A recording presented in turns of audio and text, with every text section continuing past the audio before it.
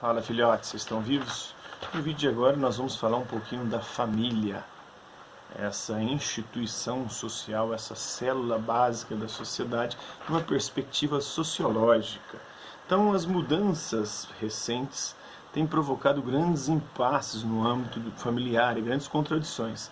Pais cobram das mães a ausência no lar e na educação dos filhos. As mães cobram dos pais mudança de postura diante das tarefas da casa e também na educação dos filhos.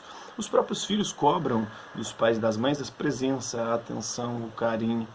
A questão da liberdade entra em cena muitas vezes transformada em libertinagem pela permissividade dos pais e pela falta de limites na educação contemporânea, provocada principalmente pela ausência da mãe e do pai por conta das exigências do mercado de trabalho atualmente. Tal ausência leva os pais a um sentimento de culpa que estes tentam minimizar, cedendo à chantagem dos filhos em atitudes compensatórias. Muitos ainda confundem limite com autoritarismo e repressão, resquícios dos tempos da ditadura ou da própria educação repressiva que receberam dos pais em qualquer tempo histórico. É interessante observar ainda que, junto com essas mudanças, acontecem também avanços tecnológicos que colaboram para um novo ritmo de vida das pessoas e das famílias. O desenvolvimento dos smartphones é um fato aí que transformou as relações familiares recentemente. Há poucos anos não imaginávamos no nosso cotidiano máquinas de lavar roupa, de lavar louça, micro-ondas, DVD que já está superado, videogames, microcomputadores, celulares cada vez mais sofisticados, os MP3, fax, internet praticamente ilimitada. Todas essas fantásticas máquinas e tecnologias propiciam rapidez e conforto para pais, mães e filhos. Percebe-se essa tecnologia avançando rapidamente, concomitantemente às mudanças dos hábitos da família, contribuindo decididamente para uma significativa crise de valores no âmbito familiar. Isso porque os nossos conceitos morais, nossa mentalidade não acompanham o ritmo dos avanços tecnológicos. Hoje se vivencia uma estrutura familiar diferente daquela de 20 anos atrás, mas continua-se a conviver com conceitos e preconceitos de famílias do século passado, do século XX. Ou seja, vivenciam-se novos hábitos, mas com valores antigos. Reside aqui um grande desafio a ser superado pelas famílias hoje em dia. Repensar valores e adaptá-los às exigências da atualidade. A escola está inserida nessa realidade de conflito ético, pois recebe o filho dessa nova família e também ela convive com seus conflitos institucionais de modernização e adaptação a uma realidade democrática, a uma realidade cada vez mais conectada, questionando-se sobre a sua postura pedagógica. Então também os professores vivenciam um conflito semelhante, pois percebem que os alunos não são mais como antes, não são mais tão passivos e tão obedientes às verdades que nós detemos e que muitas vezes vomitamos sobre os alunos, resquícios de uma pedagogia também autoritária. Estes, por sua vez, acabam vivenciando o conflito dos pais, pois não sabem conviver com limites, numa perspectiva não autoritária, e nem transformar as aulas em um espaço de construção de conhecimento e de exercício da democracia, onde todos possam ter voz e vez. E de liberdade também, da liberdade, insistindo apenas nas aulas expositivas e explicativas, que não levam o aluno ao crescimento necessário para a sua formação integral, que é uma exigência dos dias de hoje e que era algo que existia lá na Grécia Antiga, a famosa paideia grega, a educação integral. O homem recebia educação de tudo, em todos os sentidos e aspectos da vida, desde a educação religiosa, aprendendo e conhecendo a religiosidade, os mitos, recebia a formação filosófica, a formação científica, a formação política, a formação ética, a formação física, a ginástica, vem do grego gimnos, quer dizer nu. Então, os gregos que inventaram isso, eles faziam atividade física pelados, mas essa educação era só para os homens, lembrando muito bem disso.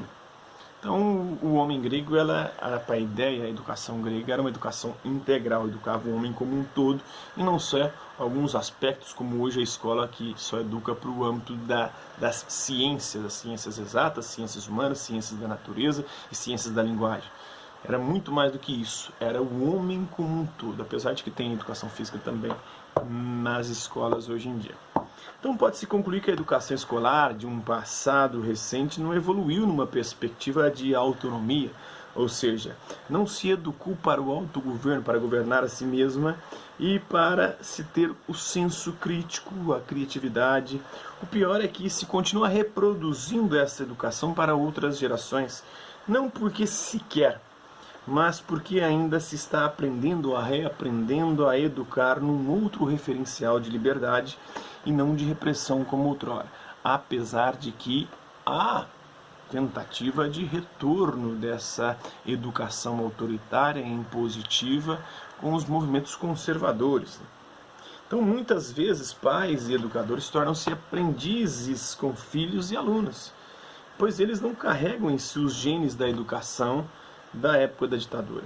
Muitos pais e professores, às vezes, sentem-se perdendo a autoridade e acabam se tornando mais autoritários ainda e acham que a recuperação do autoritarismo seria uma forma eficaz de resolver o problema da educação, das escolas, da balbúrdia das escolas hoje em dia ou atualmente. Partindo de todas essas reflexões, percebe-se como necessárias novas posturas e atitudes para a escola e para a família também, a fim de adequarem-se para uma nova ordem moral e ética exigida pela realidade atual. As escolas precisam sair da postura de apenas lugar de transmissão de informação e assumir uma postura mais interativa, de oficina, onde se constrói o saber, onde o aluno não vai apenas copiar, mas construir o próprio conhecimento com a ajuda, com a facilitação do professor, onde alunos e professores vão criar, por meio de pesquisas, o conhecimento, né? E pesquisas do conhecimento já estabelecido, sem a preocupação de simplesmente preparar o aluno para uma fase posterior da vida, ou para um vestibular, ou para um Enem, ou para qualquer exame seletivo. Então, mas educar o aluno para além disso, para além desses exames e para além do foco conteudista, que é o foco, geralmente, da educação especial, a partir do ensino médio, quando se começa a focar nos exames que vão selecionar os alunos para o ensino superior. Tornar a escola um espaço de ações produtivas é provocar desafios nos alunos, que os levem a usar operações mentais contrárias à passividade mental exigida atualmente e desde sempre para a recepção das transmissões que já ocorrem. Fazer da escola um espaço para o exercício da democracia com atitudes concretas, tanto dentro quanto fora da sala de aula, chamando os alunos à discussão sobre normas e regras de funcionamento da escola e a própria confecção dessas normas e regras.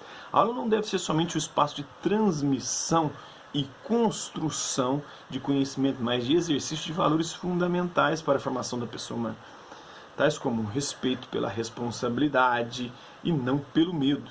Então, respeitar por conta da responsabilidade, de responder pelos seus atos, pelas suas ações e pelas suas escolhas. E não pelo medo de ser punido, pelo medo da repressão. A liberdade é observando o limite de cada um e não transformada em libertinagem, eu faço o que eu quero. Mas eu faço aquilo que, de alguma maneira, não vai interferir na liberdade e nem no espaço do outro. Participação pelo sentir-se parte, não pela obediência pura e exclusiva às ordens. A família cabe ocupar os filhos, mas não para preencher-lhes o tempo apenas. É o que acontece muito hoje, né? Como ocorre na maioria das vezes, com excesso de atividades. O filho tem, durante todo o dia, uma série de atividades já pré-programada pelos pais para que eles não fiquem à toa, enchendo-os, né? Tais como escolinha de esporte, balé, inglês, aula particular, tudo isso. Ocupá-los com afazeres de responsabilidades práticas, como arrumar a cama. Esse nem eu faço. Não arrumo minha cama. Arrumar o quarto, né? Também não arrumo. Cuidar de algum animal. Levar o lixo para os coletores, ou colocar o lixo na porta de casa para que os coletores o apanhem, preparar o lanche ou a refeição da noite ou de algum dia de semana, administrar as suas despesas e várias outras atividades necessárias numa casa. A intenção aqui é que apenas que os filhos valorizem e respeitem trabalhos considerados por eles mesmos, principalmente em famílias mais favorecidas economicamente, como os serviços ou trabalhos inferiores. A escassez do tempo nos dias de hoje é um fato concreto.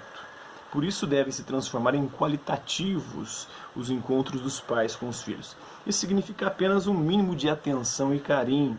Escolas devem deixar de ser para os pais apenas mais um local para entreter ou para ocupar os filhos. Famílias devem deixar de ser para as escolas e os professores as únicas responsáveis pelos fracassos, pelos insucessos e pela falta de educação dos alunos. É chegada a hora de todos assumirem as suas responsabilidades, sem ficarem transferindo um para o outro. A escola joga para a família joga para a escola, o aluno joga para a escola e para a família. Não fica um jogando para o outro, transferindo para os outros. Né? Se cada um fizer a sua parte, ou pelo menos tentar e não desistir, acontecerão ações concretas para a transformação dessa realidade mesquinha e individualista. Não é tarefa fácil, pois mudar mentalidades é o mais difícil. A sociedade precisa desaprender para aprender, deseducar para educar. Então, é isso. Espero que vocês tenham gostado do vídeo. Quem curtiu, dá um like. Quem não curtiu, dá um dislike. Quem se interessar pelo conteúdo do canal, é só se inscrever, ativar o sininho e aguardar os próximos vídeos e as próximas notificações. Deixe também seu comentário falando sobre aquilo que você tem achado dos vídeos e também sugestões de temas e assuntos para serem abordados em vídeos posteriores. Espero que vocês tenham gostado e é isso aí. Hasta la vista, babies, e até a próxima.